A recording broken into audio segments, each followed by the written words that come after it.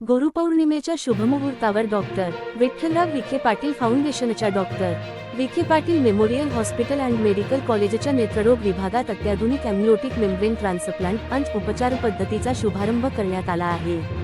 नेत्ररोग विभाग प्रमुख डॉक्टर अरुंधती पांडे यांच्या पुढाकारातून सुरू झालेल्या या उपचार पद्धतीमुळे कॉर्नियावरील जखमा, आलसा, रासायनिक भाजणे तसेच इतर गंभीर नेत्रविकारांवर अधिक प्रभावी उपचार शक्य होणार आहेत।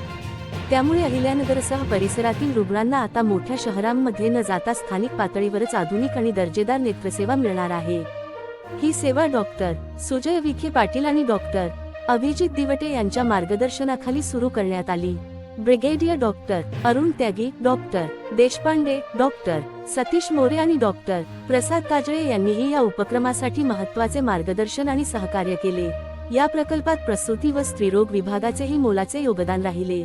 डॉक्टर उर्मिला गवळी आणि डॉक्टर सुहास शिंदे यांनी यांसाठी आवश्यक असलेल्या एम्निओटिक मेम्ब्रेनच्या संकलनात महत्त्वाची भूमिका बजावली। या अत्याधुनिक उपचार पद्धतीच्या प्रारंभामुळे अहिल्यानगरच्या आरोग्यसेवेत आणखी एक महत्त्वाचा टप्पा गाठला गेला असून रुग्णांना जागतिक दर्जाची नेत्रसेवा स्थानिक स्तरावर उपलब्ध होणार आहे।